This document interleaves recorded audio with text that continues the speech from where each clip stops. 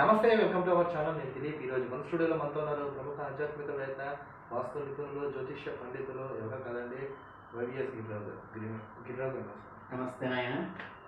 పూర్వ జన్మ సిద్ధాంతం లేకపోతే లైఫ్ ఆఫ్టర్ డెత్ నిజంగా ఉన్నాయంట. అంటే మన గతం కానీ మన భవిష్యత్తు కానీ నిజంగా ఉన్నాయంటారా? ఉంటే ఎలా అంటారు? ఏ విధంగా? ఖచ్చితంగా అండి. పునర్జన్మ సిద్ధాంతం అనేది లేకపోతే సైంటిఫిక్గా మనం చెప్పేవన్నీ కూడా, అంటే స్విచ్ వేయంగానే బల్బ్ వస్తుంది కదా, ఫ్యాన్ స్విచ్ వేయంగానే ఫ్యాన్ తిరుగుతుంది కదా, అలా తిరగకుండా స్విచ్ వేయంగానే ఒక బల్బు వెలుగుతుంది, ఒకప్పుడు డొల్బుగా ఉంది, ఒక పక్క రాలిపోయింది. ఇవన్నీ ఏంటంటే దాని బ్యాక్గ్రౌండ్ సూచిస్తాయి.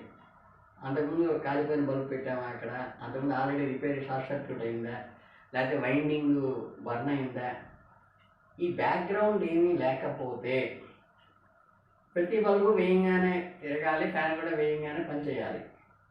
పని చేయకుండా ఒకటేమో గరగర సౌండ్ వస్తుంది, ఒకటేమో బియ్యని కాలిపోయి మంటలు వచ్చినాయి, ఒకటేమో ఫ్రీగా తిరుగుతుందంటే ఈ బిగించిన ఫ్యాన్కి బిఫోర్ ఏదో జరిగింది, బిఫోర్ కొంత జరగడం వల్ల అన్నీ ఈక్వల్గా లేవు. అట్లాగే ఒకే క్లాస్లో, ఒకే అవర్లో, ఒకే టైంలో, ఒకే క్లాస్ పీరియడ్లో, ఒకే లెక్చరరు ఒకే ఎన్విరాన్మెంట్లో కూర్చోబెట్టి 60 మందికి పాఠాలు చెప్పినప్పుడు సైంటిఫిక్గా అందరికీ ఈక్వల్గా ఎన్లైట్ కావాలి, అందరికీ ఒకే రకంగా అర్థం కావాలి. అలా కాకుండా ఒకళ్ళకి క్విక్గా ఎక్కుతుంది, ఒకటి క్విక్గా ఎక్కదు. అట్లా ఏదైనా ఒక తప్పు చేసినప్పుడు అందరికీ ఒకే రకమైన శిక్ష పడాలి. అలా కాకుండా ఏదో గ్యాప్ వస్తుందంటే ఇంకేదో అందులో డైల్యూట్ అవుతుంది. యాక్షన్కి రియాక్షన్కి పర్ఫెక్ట్గా రాకుండా కొంత అప్ అండ్ డౌన్స్ వస్తున్నాయంటే, ఇందాక మీకు ఫ్యాన్ తిరగకపోవడానికి కారణం ఏంటంటే అన్ని సీల్ తీసిన ఫ్యాన్స్ అయితే అందరూ ఈక్వల్గా తిరుగుతాయి. ఒకటి సౌండ్ వస్తుంది, ఒకటి బర్న్ అయింది, ఒకటి ఇలా అయిందని కారణం ఏంటంటే దానికి పాత చరిత్ర అనేది ఉంది. అది యాక్సెప్టెన్స్ ఎలా చేస్తామో, ఒక ఆయన ధార్మికంగా వెళ్ళంగానే 4 ఏళ్లలోనే 5 ఏళ్లలోనే చాలా స్థితికి వెళ్ళిపోయి, మనకి వాళ్ళందరూ ఎవరు కూడా ఇప్పుడు మనకి శంకరాచార్యులు గారు కానీ, పెద్ద పెద్ద వేదాంతులు కానీ, మన వివేకానందుడు కానీ, వాళ్ళందరూ చిన్న చిన్న వయసులోనే వెళ్ళిపోయారు. మరి మనం 70 ఏళ్ళు వచ్చి, 80 ఏళ్ళు వచ్చి, 40 ఏళ్ళకి సాధన చేస్తూ అంత గ్రోత్లోకి ఎందుకు వెళ్ళలేకపోయామంటే, మన బేసిక్ ఏదైతే లాస్ట్ బర్త్లో ఉన్నటువంటి పూర్వ పుణ్యం ఉంటుందో అది ఆ స్థాయికి లేదు. అంటే ఎవరికైనా ఒకటి స్టార్ట్ అయ్యేటప్పుడు అంతకు ముందు ఉన్న దగ్గర నుంచి స్టార్ట్ అవుతుంది. అంటే 20 మెట్లు ఆల్రెడీ ఎక్కి అక్కడి నుంచి 10 మెట్లు ఎక్కితే 30 మెట్లు అవుతాయి, 1వ మెట్టు దగ్గర ఉన్నవాడు ఎక్కితే అవుతాయి. ఇది మీరు నమ్ముతాను అంటే పునర్జన్మ ముందున నమ్మక తప్పదు. అది కాకపోతే ఈ రిఫ్లెక్షన్స్లో ఆ డిఫరెన్స్లు అనేవి రావు. అందుకని ఏంటంటే మనం చేసిన ప్రతి కర్మకి కూడా ఒక రకమైన ఏర్పరుచుకుని అవి నెక్స్ట్ బర్త్కి వస్తాయి అనేది ప్రాథమికం. మరి ఈ ప్రీఫిక్స్ అనేది అన్నీ భగవంతుడే చేస్తే ఇంకా నాకు డీవియేషన్ చేయమయా కుట్టదంటారు కదా, ఈశ్వరుడు లేనిదే. అప్పుడు వీడు చేస్తున్నది ఏమిటి అంటే, వీడికి ప్రీఫిక్స్ అయింది ఏంటి, వీడు మిడిల్ క్లాస్లో పుట్టాలా, లోయర్ క్లాస్లో పుట్టాలా, హయ్యర్ సోఫిస్టికేటెడ్ ఫ్యామిలీలో పుట్టాలా, వీడి ఎన్విరాన్మెంట్ ఎలా ఉండాలి, సోషల్ స్టేటస్ ఎలా ఉండాలని ప్రీఫిక్స్. అందరూ సీనియర్ అసిస్టెంట్గా ఒక ఆఫీస్లో చేరినప్పటికీ, అందరూ ఒక పొలిటీషియన్ కొడుకుగా పుట్టినప్పటికీ, అందరూ పేదవాడిగా ఒక కార్మికుడిగా పుట్టినప్పటికీ, అక్కడ పుట్టిన తర్వాత ఈ వ్యత్యాసాలు వీడి వ్యక్తిగతమైన కామ క్రోధ లోపము మరోఆశ్చర్యాలతో వీడు చేస్తుంటాడు. అంటే ఆ ఇచ్చినటువంటి లైఫ్ని పాజిటివ్గా రియాక్ట్ చేస్తున్నాడా, నెగిటివ్గా రియాక్ట్ చేశాడా, ఆహా నాకు ఈ సీట్లో ఇచ్చారు, ఈ పవర్ఫుల్ సీట్లో ఇచ్చారు, నాకు ఈ గవర్నమెంట్ ఉద్యోగం ఇచ్చారు, ఈ పవర్ని అడ్డం పెట్టుకుని 10 మందిని ఏడిపించి నేను సంపాదించుకోవాలా, లేకపోతే నాకు ఇటువంటి ఆపర్చునిటీ కొన్ని లక్షల మంది దొరకనటువంటి ఆపర్చునిటీని, అంటే ఈరోజు పెద్ద పెద్ద చదువులు చదివిన వాళ్ళు 25,000కి 30,000కి ఎంత కష్టపడుతుంటే, నాకు 25 ఏజ్లో కూర్చుంటే ₹1,00,000 జీతం ఇచ్చేది భగవంతుడు నాకు అనుగ్రహించారు, ఈ అనుగ్రహం ఇచ్చినందుకు సేవాభావంతో నేను చెయ్యాలి అని వాడు భావంతో చేస్తున్నాడా, ఈ డిఫరెన్స్తో వచ్చేది వీడికి అప్పుడు యాడయ్యే కర్మ.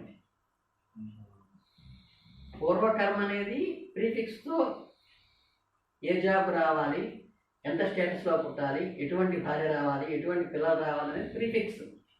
అది పూర్వజన్మలో చేసిన కర్మకి అనుగుణం. ఆ వచ్చిన తర్వాత వీడు ఎలా ప్రవర్తించేయడం వీడి ఇక్కడికి యాడ్ అవుతుంది కర్మ. ఆ విధంగా గతం, వర్తమానం, భవిష్యత్తు, పునరపు జననం, పునరపు మరణం అని కంటిన్యూగా సర్కిల్ అనేది ఆకుండా పోతుంది. కర్మ అనేది ఆగదు కదా. అందుకనే మీ కర్మలో ఏం చేస్తారంటే మీకు కర్మ, వికర్మ, అకర్మ అని చేస్తుంటారు. కర్మ చేయకుండా కూర్చుంటే నాకే పాపాలు అంటావు కదా అని చెప్పి పిల్లలను వదిలేసి ఉద్యోగం వదిలేసి బాధ్యతలని వదిలేసి ఉప్పు మూసి జపం చేసుకుంటే నాకు కలిసి వస్తుంది అంటే అది కూడా కర్మే. నువ్వు కొందరికి పుత్రుడిగా పుట్టావు, వాళ్ళని సేవ చేసి తరింప చేయవలసిన బాధ్యత నీ మీద ఉంది, అది ఎగ్గొట్టి తిరిగావు. ఒక భార్యకి భర్తగా నేను ఇచ్చాడు, ఆవిడ కుటుంబ సౌఖ్యాన్ని ఇచ్చి ఆవిడ జీవితాంతం ఆవిడ పక్కన నుండి కాపాడాల్సిన బాధ్యత నీకు ఇచ్చాడు, దాన్ని ఎగ్గొట్టొచ్చావు. కొంతమంది సంతానాన్ని నీకు పిల్లలుగా పుట్టించారు, వాళ్ళని ఎగ్గొట్టొచ్చావు. ఇక్కడ నువ్వు అకర్మ చేసింది ఎక్కడ, కర్మను ఎత్తినేసుకుంటున్నావు.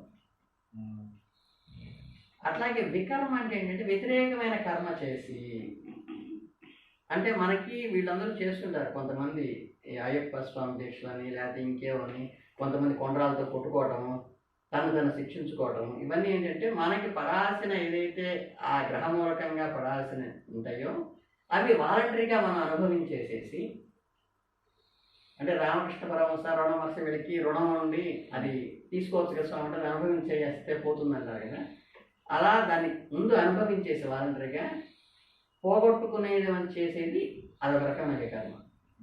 అలాగే మనం ఏదో తప్పు చేశాము అంటే ఎక్కడో పోతూ ఏ కారో ఏ కుక్క పిల్లని ఎక్కించాము, అది లోపల మనసులో ఉండిపోయింది అనుకోండి, మళ్ళీ అధీనంగా మనం అంతా చూసే కుక్క పిల్ల మనకి ఇక్కడే వచ్చినప్పుడు అరే ఆ రోజు తప్పు చేశాము, దీన్ని నేను సేవ్ చేసి ఆ కర్మని నివారణ చేసుకున్నాం, వికర్మ. అలా మనం ఏదైనా ఎవరికో అన్యాయం చేశాము, ఎవరినో ఏడిపించాము, వాళ్ళ డబ్బులు లాగేసుకుని, అది మన లోపల గిల్టీ ఉంటుంది. వాడికి మళ్ళీ అవి సంజాగి చెప్పడానికి ఆ మనిషి ఉండడు. అక్కడ ఉండనప్పుడు మనం ఏం చేస్తామంటే అటువంటి పరిస్థితుల్లో ఇంకెవరైనా ఉంటే వీళ్ళకి సేవ చేసి ఆ దోషం నుంచి నన్ను రక్షించుకోవాలి అని చెప్పి కర్మకి వ్యతిరేకమైన కర్మ చేస్తూ దాని నుంచి క్యాన్సిల్ చేసుకుని వచ్చేది అది వికర్మ. అలా కాకుండా నిష్కామ కర్మ చేస్తే అంటే మనం ఏ ఎక్స్పెక్టేషన్ లేకుండా నీ డ్యూటీ నువ్వు చేసుకుంటూ వెళ్తూ ఏమి వాడి దగ్గర నుంచి ఆశించకుండా చేసుకున్నప్పుడు ఏంటంటే పూర్వకర్మ సంచితంగా ఏదైతే ఉండిపోతుందో అది కూడా క్యాన్సిల్ అవుతుంది ఈక్వల్గా. ధన్యవాదాలండి, చాలా సంతోషం. ఈ వీడియోపై మీ అభిప్రాయం అయితే కామెంట్స్ రూపంలో తెలుపండి. మరొక ఇంట్రెస్టింగ్ టాపిక్